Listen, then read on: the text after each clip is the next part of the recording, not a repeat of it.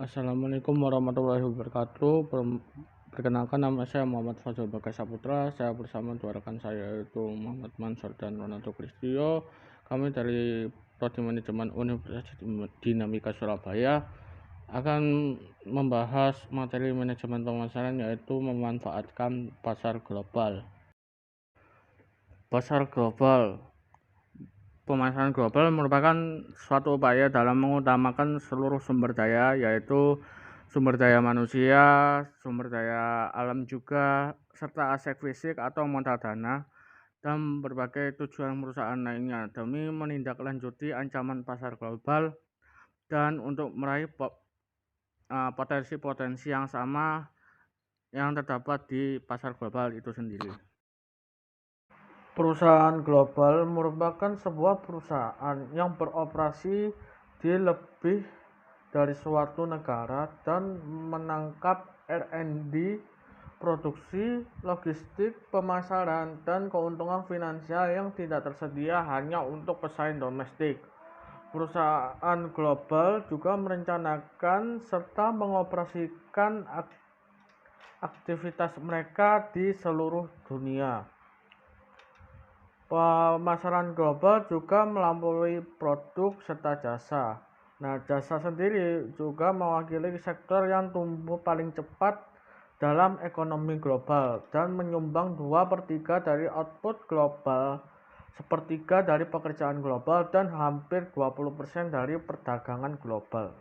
Sebagian perusahaan lebih memilih untuk tetap domestik jika pasar domestiknya cukup besar. Manajer tidak perlu mempelajari bahasa dan hukum lain yang berurusan dengan mata uang yang tidak stabil. Namun, beberapa faktor dapat menarik perusahaan ke pemasaran internasional. Yang pertama, beberapa pasar internasional memberikan peluang keuntungan yang lebih baik daripada pasar domestik. Yang kedua, perusahaan membutuhkan basis pelanggan yang lebih besar untuk mencapai skala ekonomi. Yang kedua, perusahaan ingin mengurangi ketergantungannya pada satu pasar, yaitu pasar domestik sendiri. Yang ketiga, perusahaan juga memutuskan untuk menyerang balik pesaing global di pasar dalam negeri mereka. Yang selanjutnya, pelanggan pergi ke luar negeri dan membutuhkan layanan internasional. Nah, perusahaan juga memikirkan keputusan mereka untuk bergabung ke pemasaran internasional sendiri. Nah, berikut ada keputusan utama pemasaran internasional. Yang pertama, memutuskan apakah akan memasuki pasar global. Yang kedua, memutuskan pasar mana saja yang akan dimasuki di pemasaran internasional tersebut. Yang ketiga, memutuskan bagaimana cara untuk memasuki pasar tersebut.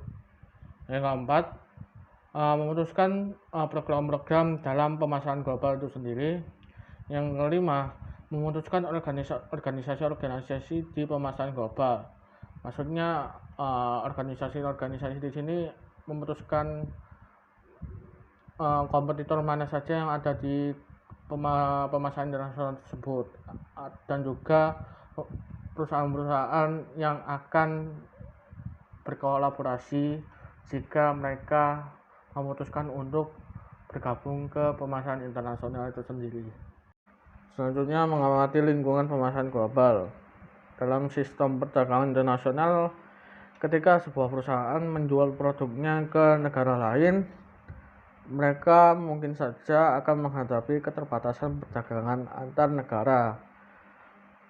Keterbatasan tersebut salah satunya adalah keterbatasan tarif pajak terhadap produk impor tertentu yang dirancang untuk menaikkan pendapatan atau melindungi perusahaan domestik, dan juga kuota atau batas jumlah impor asing yang akan mereka terima dalam kategori produk tertentu. Selanjutnya ada WTO atau World Trade Organization dan GATT atau General Agreement on Tariff. World Trade Organization dan General Agreement on Tariff mendorong perdagangan dunia dengan mengurangi tarif pada hambatan perdagangan internasional lain. WTO juga mengawasi GATT dengan memperlakukan sanksi dagang dan menjadi penengah perdebatan global. Jadi WTO juga menjadi sebagai mediasi GATT jika mereka atau GATT itu terkena atau terdampak konflik terhadap perusahaan yang lain. Zona perdagangan bebas regional. Komunitas ekonomi atau zona perdagangan bebas regional merupakan sebuah kelompok negara yang membentuk sebuah organisasi untuk mencapai tujuan yang sama dalam peraturan perdagangan internasional. Contoh dari zona perdagangan bebas regional yaitu negara Uni Eropa pada tahun 1957 merencanakan untuk menciptakan pasar Eropa bersatu dengan cara mengurangi hambatan bagi aliran bebas dari produk, jasa, serta keuangan di negara Eropa itu sendiri. ASEAN Economic Community, yaitu masuk ekonomi ini dibentuk untuk mewujudkan integrasi ekonomi ASEAN, yaitu dipercaya dengan wilayah ASEAN yang aman dengan tingkat dinamikanya, dengan pembangunan yang cukup spektivitis dengannya lebih tinggi dan terintegrasinya. Pengentasan ini tuh masyarakat ASEAN itu dari kemiskinan tuh serta pertumbuhan ekonomi itu untuk mencapai kemakmuran yang merata dan berkelanjutan. Terbentuknya ASEAN Economic Community ini dilakukan untuk mencapai tujuannya, yaitu dengan terlintas di pikiran banyak orang, yang dasarnya adalah perluasan dari integrasi ekonomi regional yang telah dimulai beberapa tahun silam dengan dibentuk ASEAN Economic Community ini. Masing-masing negara itu mempunyai fitur unik yang harus dimengerti. Masing-masing negara mempunyai fitur unik itu kesiapan suatu bangsa itu produk dan jasa yang berbeda, dan daya tarik bangsa itu sebagai pasar bagi perusahaan asing tergantung pada lingkungan ekonomi, politik, hukum, budaya. Semakin unik dan kreatif proses pemasaran produk itu, maka akan semakin menggunakan fitur iklan Google AdWords untuk mempercepat proses promosi untuk memasarkan produk negara lain. Diperlukan langkah-langkah untuk yang dimilikinya. Jadi setiap pengusaha dari seluruh negara di dunia itu memiliki kesempatan yang sama dalam hal pemasaran produknya dengan cara yang unik dan juga kreatif. Kreativitas dan inovasi dalam mengembangkan pasarnya masing-masing. Pasar global itu mempunyai suatu tujuan untuk meningkatkan produk-produk kualitivitasnya. Memutuskan itu apakah akan masuk pasar global, dan ada beberapa faktor itu yang memungkinkan menarik perusahaan untuk memasuki arena internasional. Pesaing global menyerang pasar dalam negeri perusahaan dengan menawarkan produk yang lebih baik atau harga lebih rendah. Jadi pasar global itu komunitas ekonomi perdagangan bebas kelompok negara dengan berwujud mencapai kualitas produk desain, dan seluruh pesaing itu efektif dengan pemasarannya. Suatu destinasi itu punya banyak tantangan dan harus masing-masing unik itu dalam hal jumlah wisatawan dengan jenis kegiatan tersebut.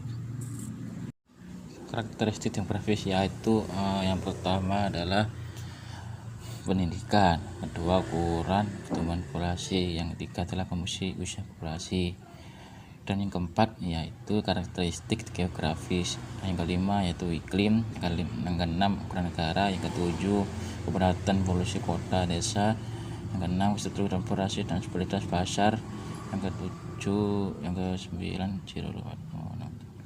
adalah faktor ekonomi. Karakteristik demografi ini adalah ciri yang menggambarkan perbedaan masyarakat berdasarkan usia, jenis kelamin, pekerjaan, agama, suku bangsa, pendapatan, jenis keluarga, status pernikahan, lokasi, ekonomi.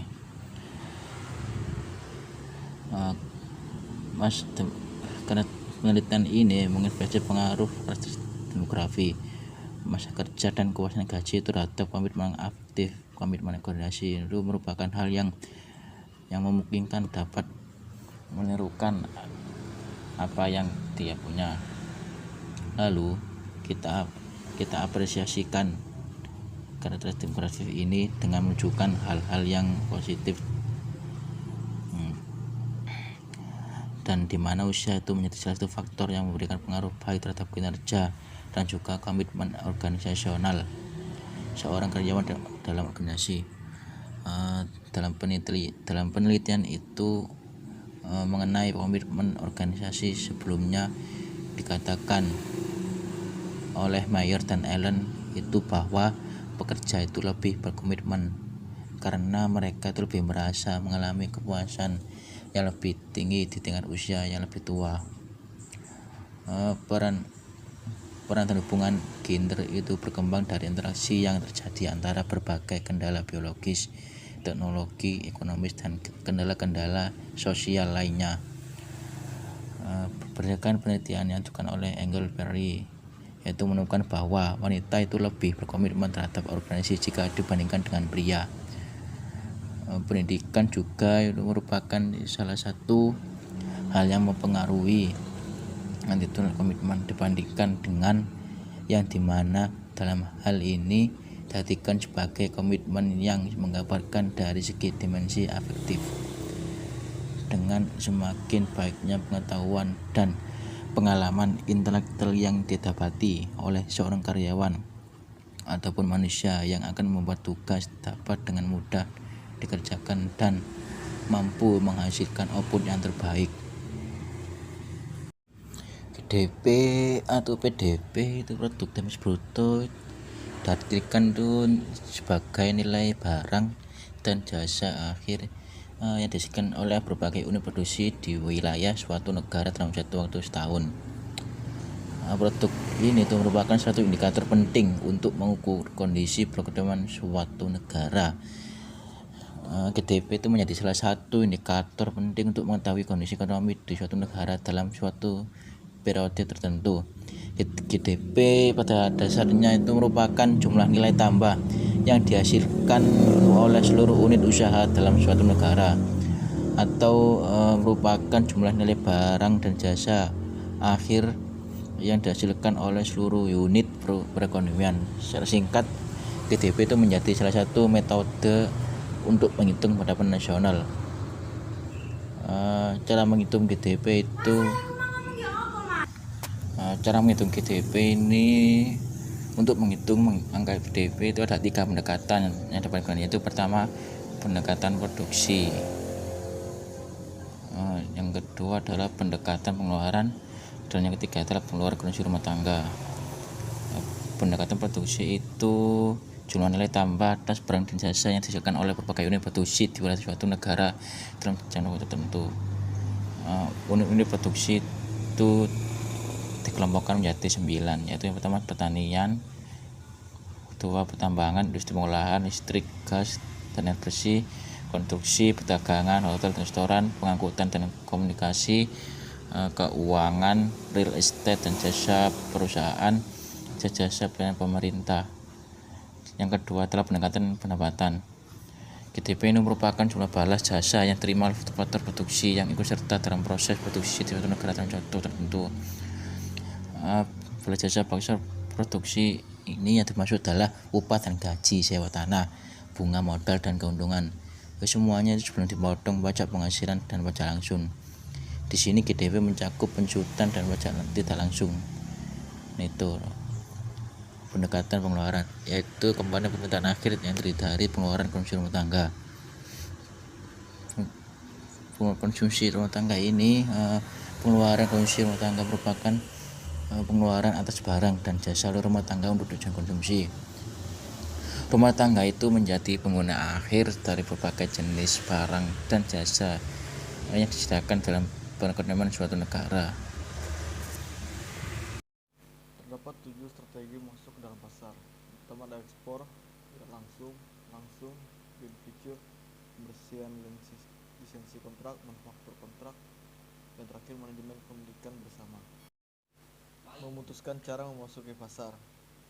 Cara termudahnya adalah dengan melalui mengekspor, yaitu kita dapat memasuki pasar asing dengan menjual beberapa barang yang dihasilkan di negara asal perusahaan, seringkali dengan sedikit modifikasi. Selanjutnya ada joint venture.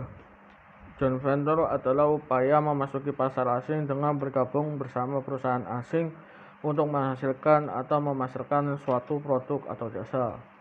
Secara historis bisa dikatakan juga investor asing juga sering bergabung dengan investor lokal dalam usaha patungan perusahaan tempat mereka berbagi kepemilikan dan kendali.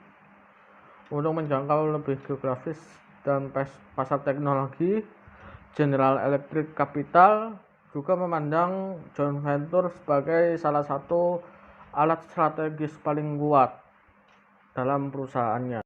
Manufaktur. Di sini perusahaan mengadakan kontrak dengan produsen di pasar asing untuk menjual produknya atau menyediakan jasanya. Kepemilikan bersama dibentuk dari sebuah perusahaan yang menggabungkan kekuatannya dengan investor asing. Dan di sini untuk menciptakan bisnis lokal di mana mereka dapat berbagi kepemilikan dan kendali bersama. Investasi langsung. Di sini pengembangan fasilika, perakitan atau manufaktur yang berpusat di luar negeri. Dan jika perusahaan sudah mempunyai pengalaman ekspor dan jika pasar asing cukup besar, fasilitas produk luar negeri menawarkan banyak keuntungan. 5 strategi komunikasi dan produk global. Yang pertama adalah jangan mengubah produk. Yang kedua, menyesuaikan produk. Yang ketiga, mengembangkan produk baru. Yang keempat, jangan mengubah komunikasi. Dan terakhir, peluang langsung. Assalamualaikum warahmatullahi wabarakatuh. Namo Buddhaya, salam kebajikan.